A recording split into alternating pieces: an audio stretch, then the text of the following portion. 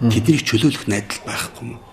Тийм. Найдвар байхгүй. Ягаад хүмүүс тэр хамгийн гол өрдөөс өнөөдрийн манай нийгэмд тулгараад байгаа гол үзэл санааны хамгийн чухал одоо хүмүүс төрөх юм бол бид нар оюун санааны энэ боолчлол, энэ колоничлоос гарах хэрэгтэй байна.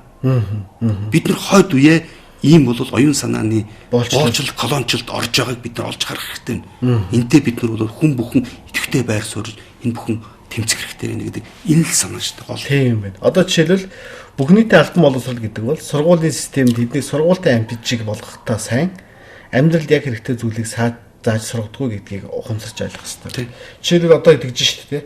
Одоо гэртээ 1 сая 1.5 сая хүүхэд эцэгчүүдээр хичээл заалгаж боловсрол болж байгаа ба ийм түвшин хүртлээр гэрийн боловсрол зугаахан өсөж байна гэж. Одоо энэ өрнөд гарч байгаа үзэгдэл шүү дээ. Тэрнээс бүдэлгээр нь шүү дээ.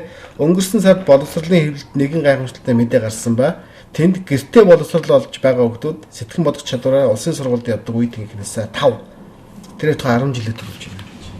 Өөрөөр хэлбэл улсын боловсролын систем гэдэг бол за манай бүр одоо хөгжингөө Англид, Америкт шүү дээ тийм. Ерөөсөө боловсрол өгөхгүй байна гэх. Ер нь бол яг энэ хүмүүсийг бөөндөж нэг ангид цуглаж нэг стандартаар болгож байгаа энэ бол бүх нийтийн боловсрол гэж бидэд ойлгуулад байгаа энэ юм бол 130 жилийн настай л шүү дээ угаасаа.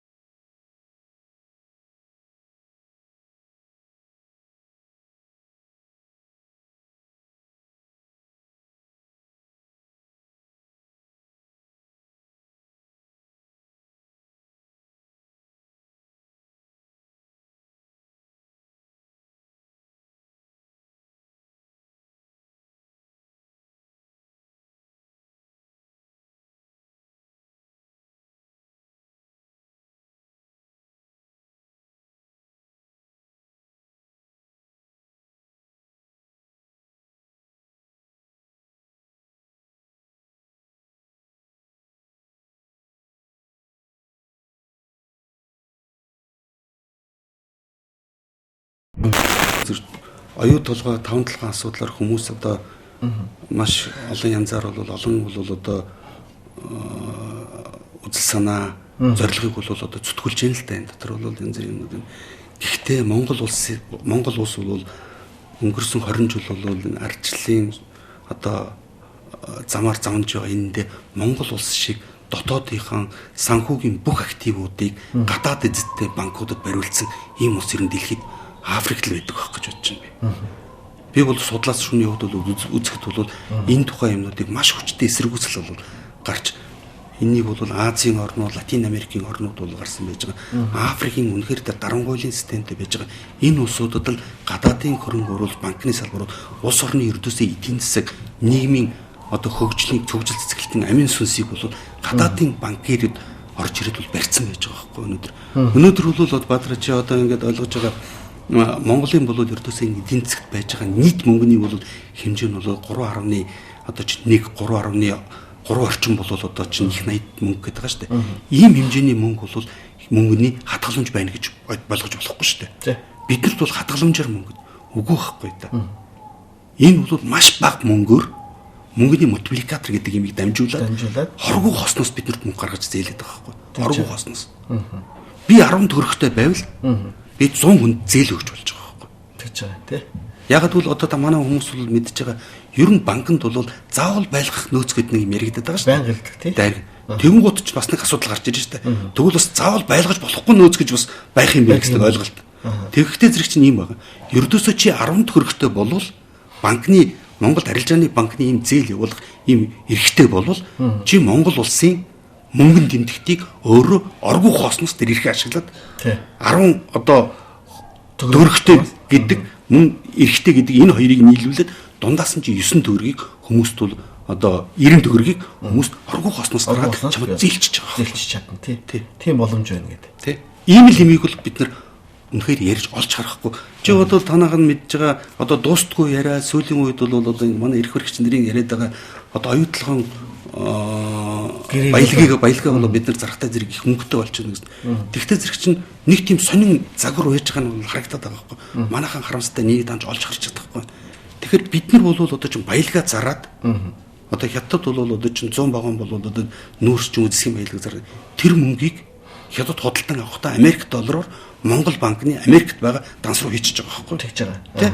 Одоо манай Монгол банкны ч юм эсвэл бол манай тийшээ гаргаж байгаа компани гэсэн байхгүй шүү. Тэгээд Монгол банк тэрнээс тэр долларыг нь худалдан авч ээж сая Монголд бол төгрөг гаргах энэ эрхтэй болж байгаа байхгүй.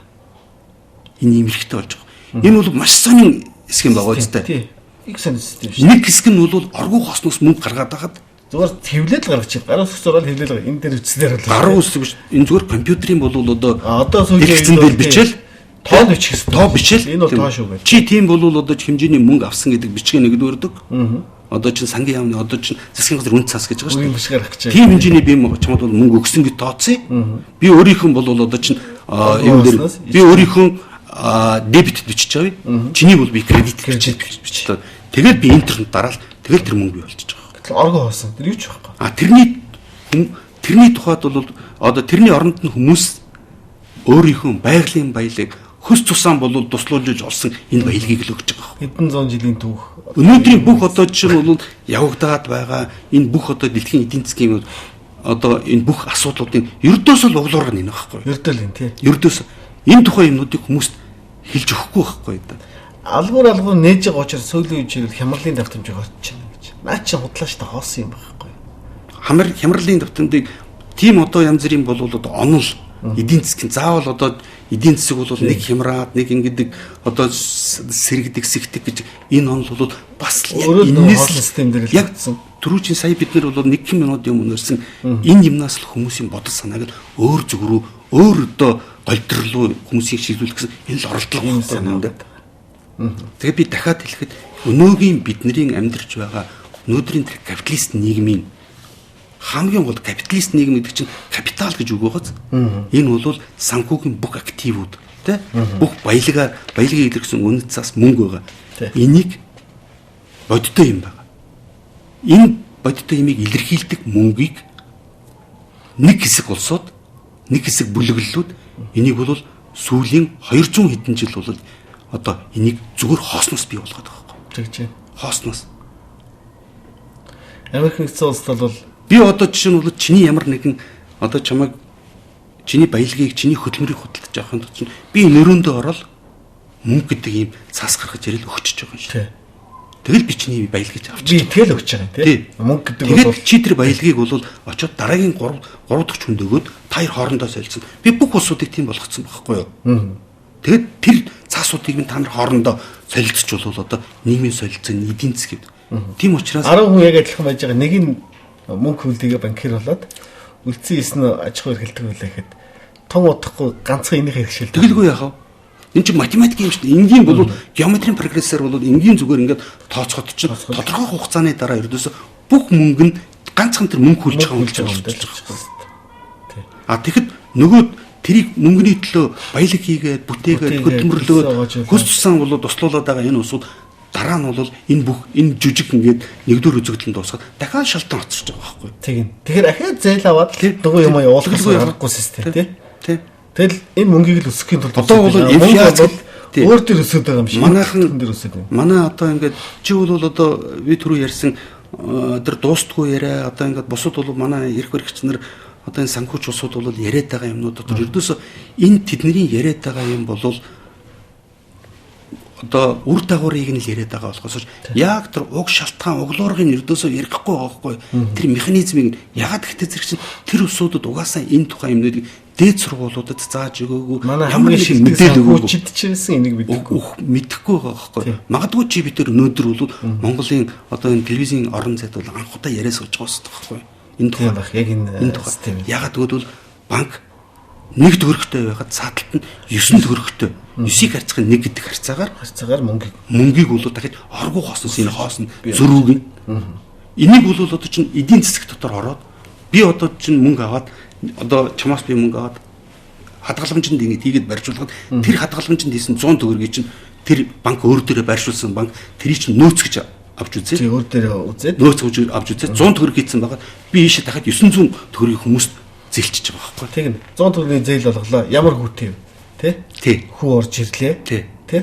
Өөрөөр хэлбэл тэгээд энэ оргуу хоосон би болгосон энэ мөнгөөр бидний бол бодиттой юмыг барьцаалаад одоо бүр үл баргалт тохшормоор хороож байгаа нэгэд тийм одоо хууль лоббидж байгаа батлуулсан шүү дээ. Тэгсэн.